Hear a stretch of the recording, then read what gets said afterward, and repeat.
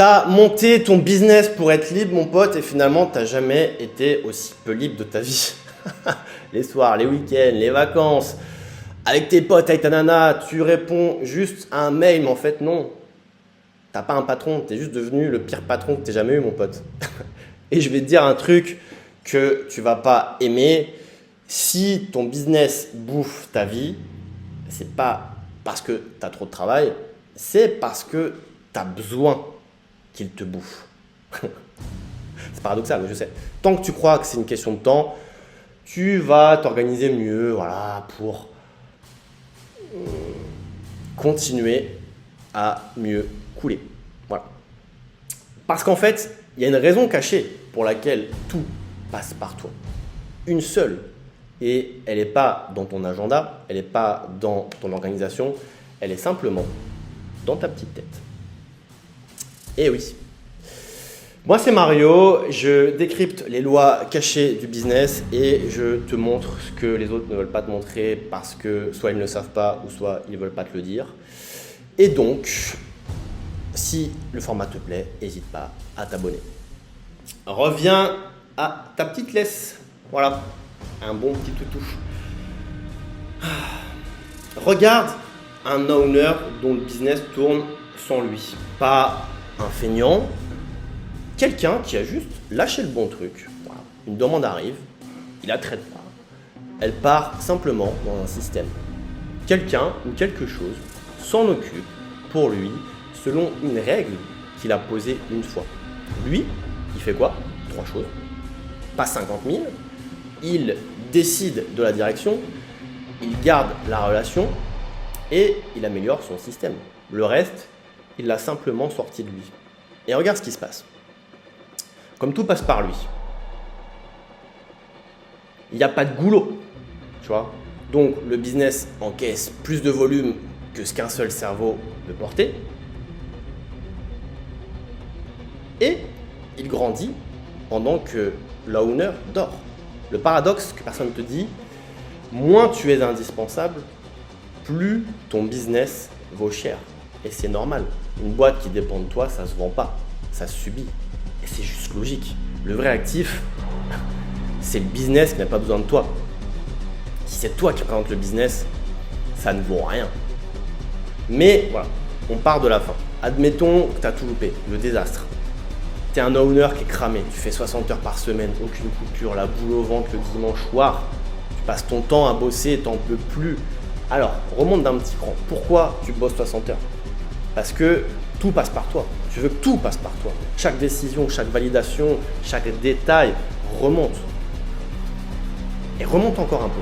Pourquoi tout passe par toi? Parce que tu n'as rien délégué, tu n'as rien documenté, tu n'as rien systémisé. Alors remonte encore d'un cran. Pourquoi tu n'as pas fait ça? Pourquoi tu n'as pas systémisé ton business? Et c'est là l'instant précis où ça se casse. Un jour, quelqu'un va te proposer de reprendre une partie de ton business, un associé, un employé, un freelance, un prestataire, et tu as cette petite pensée, celle que tu ne t'avoueras jamais officiellement, il le fera moins bien que moi. Mais dessous, il y a une autre vérité, la vraie, et si il le fait aussi bien que moi, voire mieux, à quoi je sers? Personne t'a forcé à tout garder, tu l'as choisi. Parce que déléguer, c'est admettre que le truc peut tourner sans toi. Et si ça tourne sans toi, alors la question qui revient, celle qui te fait peur au fond dans ta petite tête, qui je suis si on n'a plus besoin de moi? Voilà la mécanique. Ton business ne bouffe pas ta vie par accident, tu l'as construit parce qu'il a besoin de toi et que tu as besoin de lui. Parce que être indispensable pour toi, c'est le seul endroit où tu te sens à ta place, ça te rassure. Tu t'es pas fait une entreprise en fait, tu t'es fait simplement une petite prison, dorée peut-être, où tu es le seul à avoir la clé et tu l'appelles ma liberté. Eh ben non mon pote, tu te fourvoies, tu te trompes, je suis désolé.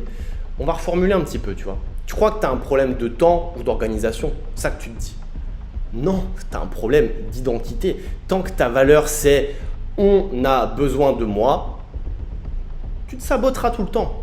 À chaque tentative de rendre le business autonome, tout le temps, discrètement, en reprenant juste ce petit dossier. Ah tiens, je vais jeter un petit coup d'œil là, je vais faire ci. Non.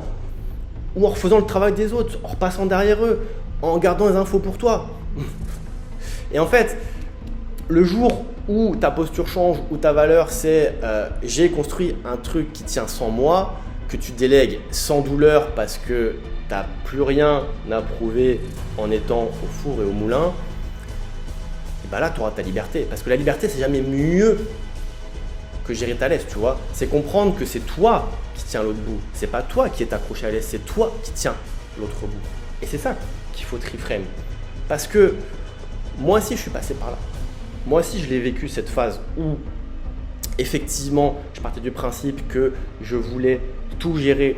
Je prends un exemple précis, tu vois, dans la vie de tous les jours. Imaginons que voilà, tu es sur un terrain de foot, c'est une équipe de 11 contre 11 et en fait, toi, tu as le ballon et tu fais jamais de passe. Voilà, tu gardes le ballon tout le temps. Tu veux tout faire tout seul. Tu dribbles, rien.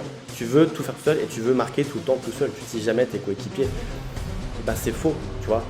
Moi, je l'ai fait pendant des années, ça. Et en fait, parce qu'au final, dans ta tête, ça relève plus d'une peur inconsciente qui te dit, en fait, si je ne fais pas, on n'aura plus besoin de moi. Et si on n'a plus besoin de moi, à quoi je sers?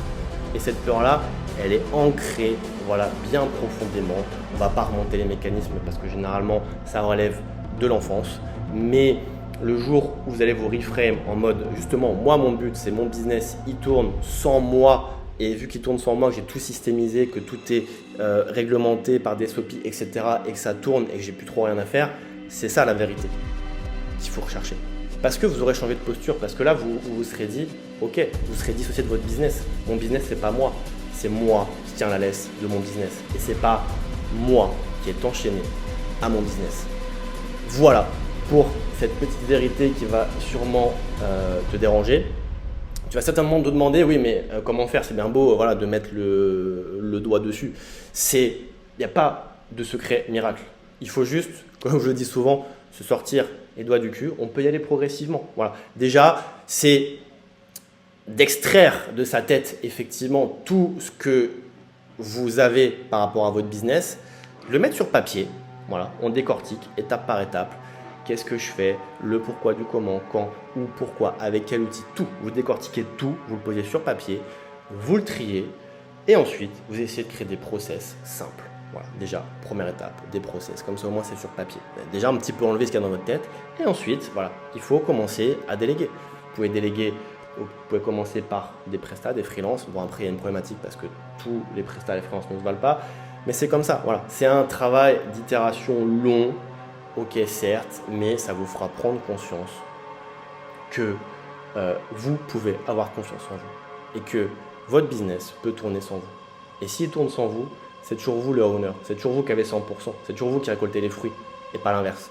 Voilà. À bientôt pour une prochaine vidéo. Par ce signe, tu vaincras. Bye.